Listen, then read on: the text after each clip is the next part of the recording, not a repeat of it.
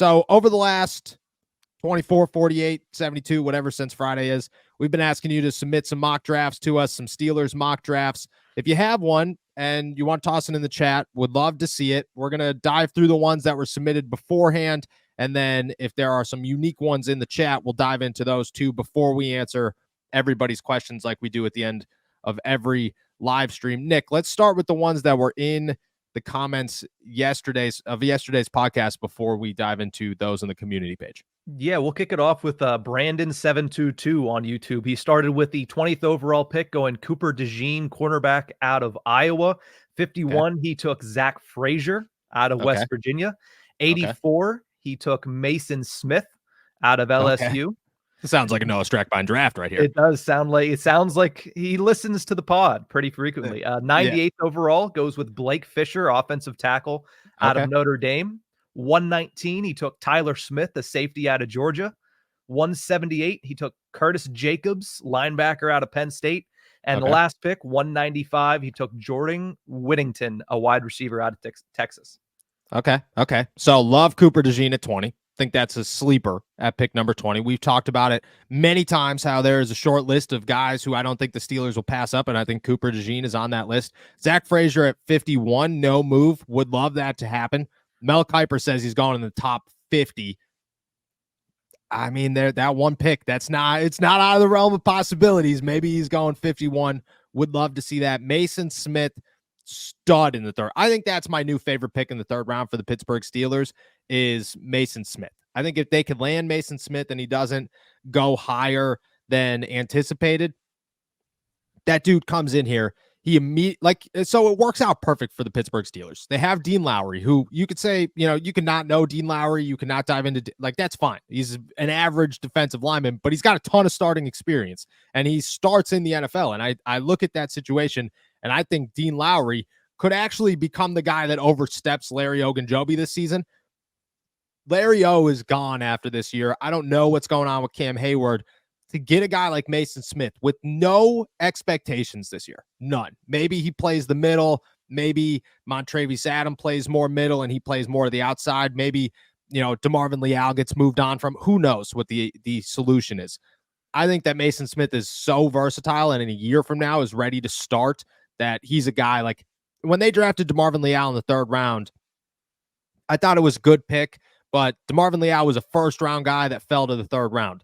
Mason Smith's a fifth-round guy that climbed his way into maybe the second round of the draft, and I think that is massive. So I would love Mason Smith, and then Blake Fisher.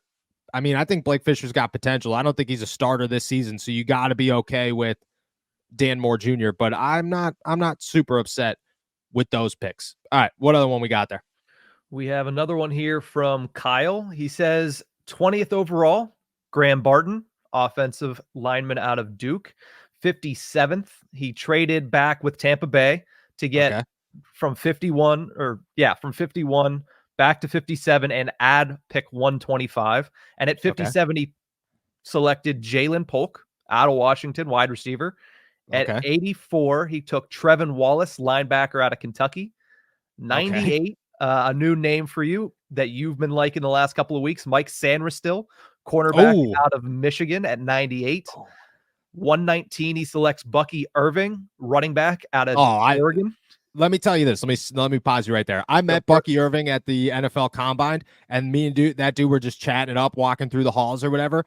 And I asked him, I said, what's your expectations going into the draft? Blah, blah, blah. Where's your mind at? And he was like, dude, I don't even think I'm going to get drafted. He's like, but the team that takes a shot on me, they're going to love me. And I was like, I love you right now, pal. I think that you're awesome. He was you could tell that dude's a running back. We got off the escalator and the guy that was behind us was like, who was that? I said, oh, it's Bucky Irving. He said, I don't know who that is, but that dude's a running back. And I said, yeah, he looks like a running back. I think he's going to be a stud. The rest of those, I don't mind that draft. I like that draft. I like the trade. I don't think you're getting Sanderstill at 98. I think that he's a second-round pick at this point. I think he's going to climb way too fast. I think the rest of that, I mean, to get a linebacker in the third round, I'm not upset about. I think that works out well, especially because yesterday Omar Khan Mike Tomlin didn't really have like a really good update on Cole Holcomb. And I'm starting to get nervous that Cole Holcomb's not going to be ready for the start of the season. I would not mind an inside our linebacker. I think the rest of that, Tyler Polk is an interesting name. I like Jalen McMillan a little bit better. And I think they'll both go right around the same time. But the rest of that, I'm not super upset with. I think that that's a good one that has some potential and is a little bit out there. To go Graham Barton in the first round and still be able to make some trades, I think is massive. The rest of it, how it falls. And I love Bucky Irving. I think if you get your hands on Bucky Irving, I'm all about a running back in this draft. I think the running back class is not going to start high, but has good potential later in the draft. And I think that's where the Steelers should aim is, hey, how do we get our hands on a 4th or 5th round running back and try to turn him into something? I like it. I like it. I'm a fan of most of that draft. I don't know if Samron still is going to make it as far as 98, but if he does, that's no questions. You sprint to the podium. That is your pick. No questions asked. That's all that we had in that podcast. From those comments. Yep. Okay. Let's there's some in the community page that I'm a big fan of. Okay. I thought some were real interesting. This one from this is Cara Paulette 561. My apologies. Brian Thomas goes number 1. A trade. There are no specifics here, but we're going to go trade up for Armarius Mims. Zach Frazier. Oh, trade back into the first round for Armarius Mims. Zach Frazier in the second. Jeremiah Trotter Jr. in the third. I'm guessing you're giving up your other 3rd round pick to get back into the first round. I'm not upset with that at all. Brian Thomas in the first round. I'll say this. I'm not sure that the Steelers are going to go wide receiver in the first round. I think that's almost out of the question at this point. I just don't feel good about it. Albert Breer put it out yesterday that the Steelers are not looking at wide receivers in the first round. I've heard a lot of the same stuff, is that the Steelers, it's not even a smoke screen. They just haven't shown any interest in wide receivers in the first round outside of A.D. Mitchell. I don't mind Brian Thomas. I think he and Mitchell are the most realistic options if they're going to go wide receiver in round 1, but I just don't think it's going to happen. Armarius Mims, if you trade back in, is a good one. Zach Frazier in the second round is great. And Jeremiah Trotter in the third round. Look, I think Jeremiah Trotter's got the most upside of any of these inside linebackers. I'll say this. Edrin Cooper out of Texas A&M, he's the guy to watch, because if you're going to talk smoke screens, the Steelers love that guy, but they have put almost zero effort into scouting him. None. They have not gone to his pro day. They haven't shown up at the NFL Combine to talk to him. Nothing. They didn't bring him in for a pre-draft visit. It is simply, we love this guy, and if he's available, we will feel good about him, but that's about it. Jeremiah Trotter would be a good one. I mean, I think he's got a ton of potential here. There are a lot of Armarius Mims in the first round. I think Armarius Mims is still a really safe bet in the first round. My only issue or worry there is it goes 2 sides. Maybe we're reading too far into the injury history. Maybe we're reading too far into and the Steelers don't feel the same way. Maybe we're not reading enough into it. And the fact that the Steelers did all this and tried as hard as they possibly could to get their hands and their medical staff and everything as close to Armarius Mims as possible kind of lets us know that there are some major concerns and we don't know what direction they're going to go in. Are they comfortable with taking an offensive tackle in the first round that may only last a couple of years in the league because of injuries? I mean, Troy Fatanu's the same way now. People are saying that his long-term outlook in the NFL might be a little grim.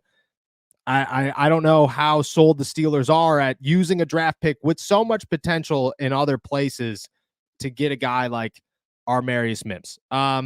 Just to toss a couple more out here. This is a trade with Tampa Bay and Pittsburgh. Pittsburgh gets 26-57. Tampa Bay gets 20 and 119. The Steelers go Graham Barton out of Duke. Then they trade again with Washington. Pittsburgh gets 40 and 139. Washington gets 51 and 98. This guy's making moves out the butt. Tyler Guyton out of Oklahoma. Kamari Lassiter out of Georgia. Jalen McMillan out of Washington. Chris Abrams-Drain out of Missouri. And LD Bertrand out of North Dakota. Finishing it off with Javion Cohen out of the University of Massachusetts. One of those two. Michigan. I don't mind this draft. I think it's a lot of moves. I think it's a lot of craziness to get subpar, we'll say, results. You know, maybe I'm thinking a little bit different. But Graham Barton, great pick. Tyler Guyton, I'm not sold on. Lassiter's, he's slow. He's real slow. Jalen McMillan, I'm a big fan of at 84. Chris Abrams-Drain, I'm a big fan of. But I just think overall, I mean, maybe I'm wrong. What's your opinion on this? But I'm not a huge fan of making moves to get Guyton and Lassiter. I just don't think that those guys really improve your stock much. Yeah, I'm at the same spot as you. And this is already, we talked about trading back. When you trade back multiple times and end up with, I mean, Graham Barton at 26, I feel like would be. Yeah, it's a great move. It would be a great move, but realistic wise, I'm not sure where you're at on that one.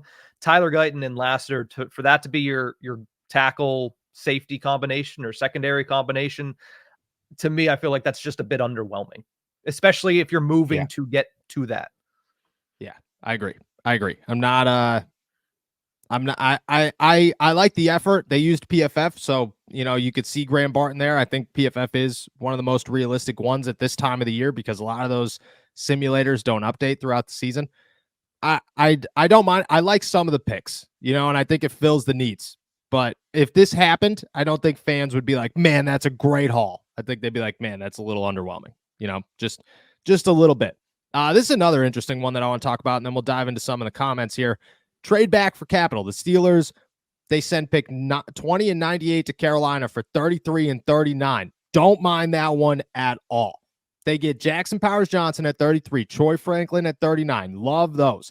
Patrick Paul at 51.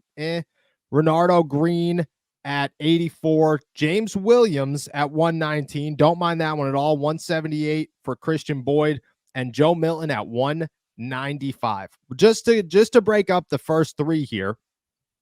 Love Jackson Powers-Johnson at 33. Love Jackson Powers-Johnson at 33. Love Troy Franklin at 39. Troy Franklin is a stud in this NFL draft. That guy is, I think 5 years from now, we're talking about Troy Franklin more than we're talking about any other second-round wide receiver in this draft, just because I think he's got that much upside, depending on where Ricky Pearsall goes. And then Patrick Paul, I think if you could get him at 51, that's not bad. I'm not a big fan of Patrick Paul, but, for 51, not terrible. To go center, wide receiver, offensive tackle, not terrible. James Williams, I love at 119, and then Christian Boyd at 178, I also love. There's some good ones. All right, let's dive into some questions and some interesting mocks in the group or in the chat here. We did have a couple mocks. We'll start with those. Mikey says round 1, Fashanu. Round 2 at 51, Xavier Legette. Round 3 at 84, Orhoroho. I don't know how to say that name, but that guy. Nice. Round 3, second pick, R. Green. 119, you take Cedric Van Pran out of Georgia, and you take Braid at 178. Look, if Cedric Van Pran somehow slides his way to 119, that's a great pick. I like a lot of this draft. I like Fashanu at 20. I love Fashanu at 20. I love Legette at 51. I think that's a real possibility. The Van Pran's the one that sticks out to me here. I think at 119 is such a steal. If you could get a center that in a year from now is probably a starter in the 4th round, that's as good as it gets right there. We're talking about, who did we put Hunter Norzad on our big board yesterday in the 4th round or at the end of the 3rd? If you could wait another round to get Cedric Van Pran, massive. I don't know if he falls that far, but I would love to see him fall that far. Fashanu at 20, I think, is one of those guys you don't pass up if he's there, even if the Steelers haven't put much effort into scouting him. Big fan. Steven also has somebody at 20 that you probably wouldn't pass up on. Steven says, pick number 20, Quinion Mitchell. There's just pick number 51, quarterback Bo Nix out of Oregon. Pick 84, Peyton Wilson. Pick 98, Javon Bullard. Pick 119, there's Bucky Irving again. Pick 178, Garrett Greenfield, and 195, Brennan Jackson. Look, if this draft somehow happened, it would be remarkable. The problem is that Quinion Mitchell's going to go 10 picks earlier. Bo Nix is going to go a full round earlier. Peyton Wilson's going to go a full round earlier. The rest of them pretty good. But, I think if we were dreaming, if we had to pick best case scenario for the Pittsburgh Steelers, this is in contention. This is up there for first 2 picks. Might be as good as it gets. Maybe three picks, because I think Peyton Wilson's going to be fine in the NFL. I mean, Quinion Mitchell's the guy. the guy. He's never going to make it to 20, but he's the guy. Bo Nix isn't going to make it past Denver. So I'm a big fan, but I don't think it's going to happen. Tyler has number 37 being Zach Frazier. The trade is with LA. I believe he also put in the chat a little bit later. So he swapped picks with LA in his mock. Zach Frazier at 37, Ricky Pearsall at 51, Mike Sanderstill at pick 69, Blake Fisher at 84, Jeremiah Trotter at 98, Brendan Rice at 119, and there it is, and received LA's second rounder in 2025. I don't mind getting a second rounder. I don't mind Zach Frazier at 37. I love Ricky Pearsall at 51. I like Saban still at 69. I don't know if he's going to make it that far, but I do like that one. And I like Blake Fisher at 84 and Jeremiah Trotter at 98.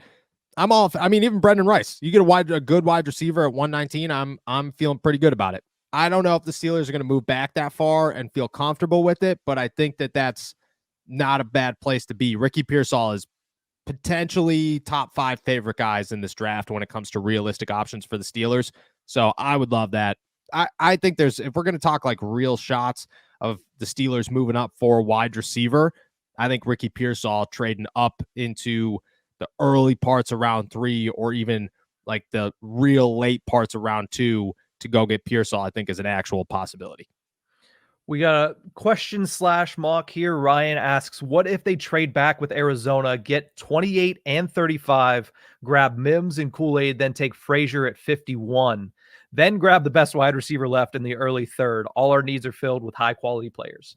Okay, so let me break this one down here. If you trade back and get 38 and 35 and then grab Armarius Mims and Kool-Aid, then take Frazier at 51, I mean, look, I don't mind it. I don't think you're getting 35 in a pick with just giving up 20. I don't think that's I think after 20, like to get up from 20, you might have to give up a 3rd round pick. A 2nd round pick, like when those rumors were going around with Buffalo, it was like, yeah, you take that, no doubt, because that's never going to happen. Like, you're not going to give a 2nd round pick, especially 35. Like 35 is essentially another 1st round pick. That's as good as it gets. If they can pull that off, I mean, Omar Khan is a legend in the city of Pittsburgh. Build him a statue tomorrow. I just don't think it could happen. If it does happen, I love Kool-Aid McKinstry. I think that's definitely a name to watch. And I'm a fan of Mims, even if he's got issues. If you could get him at 28, I feel a lot better about him than at pick 20. We have one more mock and then a couple other questions we'll get to here. But the last mock we have up here right now is Nick Bowden says 80 Mitchell at 20 and then Frazier at 51 is one of my favorite scenarios. Then you take a tackle with the 84th pick. So, Nick, I got to start off by saying Frank the Tank as your profile picture is awesome. Big fan of Frank the Tank. 80 Mitchell at 20 is, I think, like I said, if there are 2 wide receivers that I think are actual possibilities for the Steelers in the 1st round, it's 80 Mitchell and Brian Thomas Jr. I don't think either of them are actually going to happen, but I think if we're going to, everybody's wrong until once the draft actually starts, everybody's wrong. So when I am wrong and they do go draft 80 Mitchell or Brian Thomas, I'll admit it. But for right now, I don't think they're thinking wide receiver. 80 Mitchell is my favorite of the 2. Frazier at 51 is a steal. And then take a tackle at 84. Yeah, I think there are options there. Blake Fisher's a good one. Maybe Matt Goncalves out of Pitt. That's another good one. I think there are options. I like that one.